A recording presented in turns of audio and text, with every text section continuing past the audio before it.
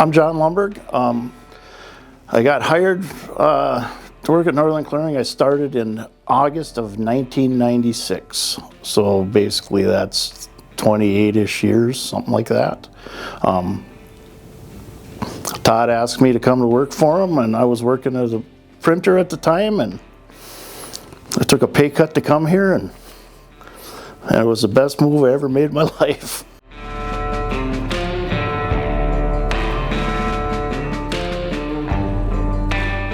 My role evolved over time. I started out, Todd hired me to work in a shop, so I started working in a shop. I was working in a shop for, probably 4 months, 5 months maybe, and he says, stuff in the shop was a little slow. He says, you want to go down to Louisiana? So I'm like, sure. So I went down to Louisiana, and I believe it's the only time Northern Clearing ever did it. I don't know if they've done it since, but we plowed fiber optic cable, or interduct. Went down there and worked down there for a couple months. That was my first experience working on the road. Steve Lindenberg was running the job. It was a small crew. There's probably 10 of us, 12 of us working. That was essentially the first thing I did. And then I'd come back and work in the shop after that. And after a period of time, maybe, I don't know, I can't remember how many years it was, a year and a half or so, they were working on a golf course in Lutz, Minnesota. And I went up there to help mechanic, and also when you're not working as a mechanic, there's nothing to do, I started running a backhoe, just mining rock and stuff, and I kind of progressed into doing a little more and a little more and a little more with the machine, and started going to other jobs. And I always had my mechanics rig with me, but 90% of the time I didn't use it. I just basically ran equipment pretty much after that. I mean, I still fixed stuff and all that kind of thing, but I never really was a full-time mechanic. But except for when we'd come back from a job, and I'd go back to work in the shop and work on stuff there. And then after that, it kind of progressed where I was pretty much running equipment all the time. And after quite a few years of that and stuff going on, and I would kind of help the guys out on the right of way once I got into the pipeline end of it, and started kind of taking care of the crew, because I was working around, because I just knew what to do and everything. So kind of progressed into where they decided to put me in supervision a little bit. I was in supervision off and on, and then I would run equipment off and on.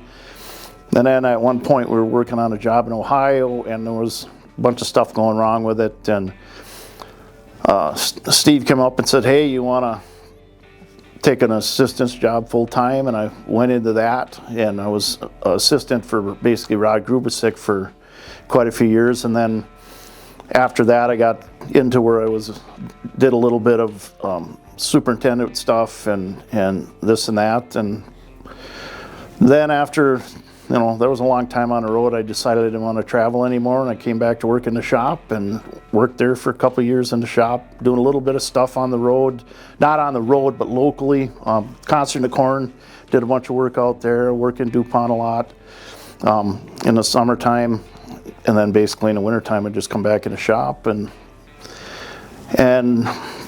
all my ducks were in a row, and I got a good retirement, and I decided to pull the pin, try to retire young.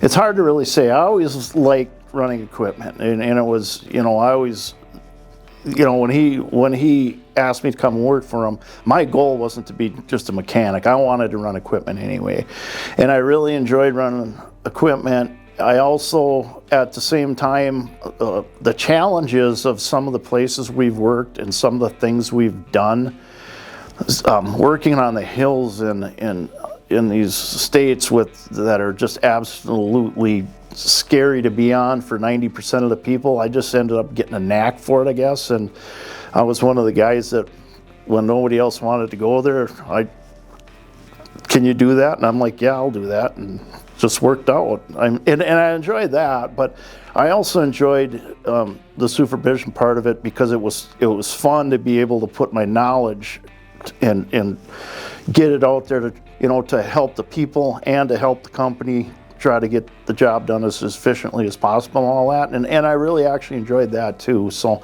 it's really hard to put a thumb, on what I liked the best, but the people, all the people were, or 90% of the people were always good to work with. We go to a job and always pulled our campers up and parked next to the same guy all the time, cooked after work, drank beer, did all the stuff that was, there's a lot of camaraderie with people that get used to living away from home. So you have a second family on the road, and there was a lot of really good people, and just, some that don't work for us anymore. I'm still in contact with them every day, or not necessarily every day, but at least once a month there's a phone call and sit and bullshit for an hour and talk about old times and all that kind of thing. So there's a lot of different things that I enjoyed about the job. One of my favorite places to work was essentially Louisiana, basically northern Louisiana, where it isn't totally swamp and everything. But I worked on one pipeline corridor there, 5 different jobs, and literally where we piled wood off the right of way for a landowner. The next time we came through, now it's in the trees, and we had to move it. That one job, I literally moved log piles I put there 5 years ago that were never used and moved. But I really enjoyed working there. I really enjoyed working in Washington State. Worked there a couple times, and that was cool just because the trees are so huge. And the times were when we were working there, and we'd come through the brush and everything, and you'd come up on old growth stumps that had been there since they cut the trees in 1900 or something like that, and they were 10 foot across and 10 foot high, and you could see the springboard notches in the stumps. And we still had to get rid of them stumps, and you'd sit there with a stump grinder or a shearing on one of them stumps for 2 hours to get rid of it. Just huge. And the insides were just like the day they were cut, because they didn't rot. The outside foot was rotten, but the inside was you could make lumber out of it. But them are the 2 places that kind of stand out.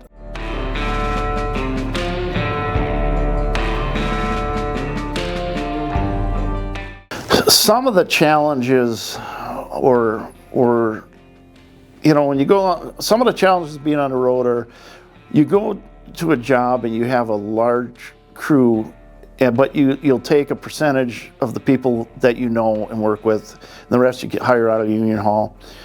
And some of the challenges with that were getting the people and figuring out the people that may have never even dealt with anything like a tree before, even though they had ran equipment and came out of the Union Hall, to teach them, or find a place on the right of way where they could be of use without hurting the situation, and there's a lot of people that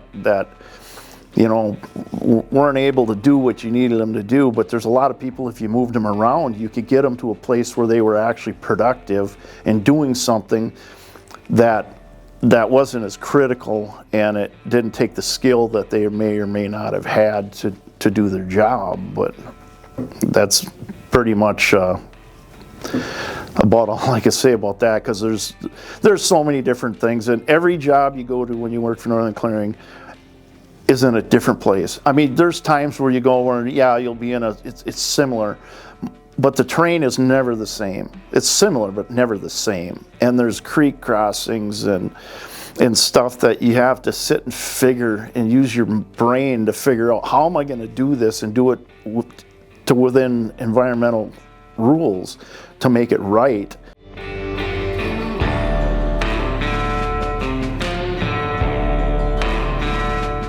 I think the next generation should pick a place like Northern Clearing to work for for one or several basic reasons, but the big one is if you're going to go and do this, you're going to go and work on the road. You're going to make really good money. You're going to put a lot of money into your retirement in a short time. That's obviously good health benefits and everything else like that. And to do the job we need to do on the right of way, you don't have to go to college. You don't have to get it yourself in debt and go through all that. And honestly, out of a good chunk of my classmates I went to high school with, I went to a small school, but there's several very successful people. But out of all the ones that went to college, I probably was making double what they were making a year without ever having to put that investment into school.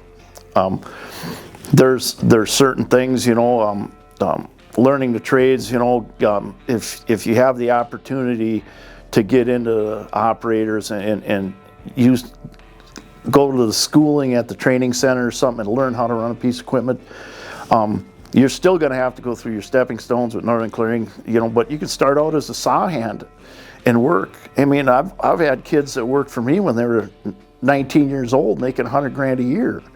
And you can't do that anywhere else. Without, for a kid comes out of high school and make $100,000, I mean, it's cool. And that's the one thing that Northern Clearing can do for a lot of people. But you got to work hard, just like anything else. You got to work hard. You got to use your head a little bit and try to be safe.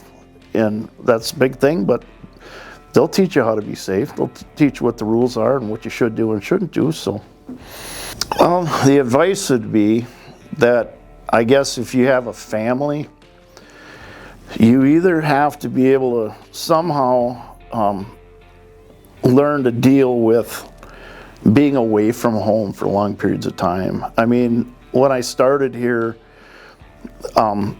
we'd go on a job, we'd be gone for 2-3 months, and we might only work 5 months a year on the road, and then some people be laid off and they all had side jobs, worked in the woods or whatever, and the rest of the time, so we were home a lot. And then later on, as things started going, we started working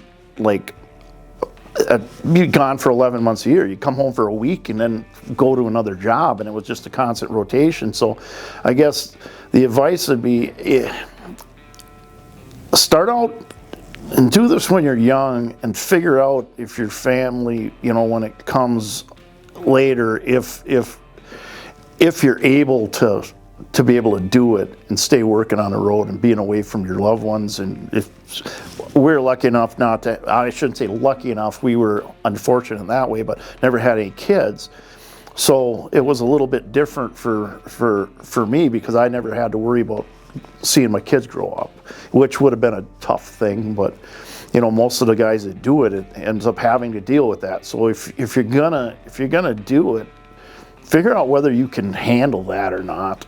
Would be some of my biggest advice, I guess.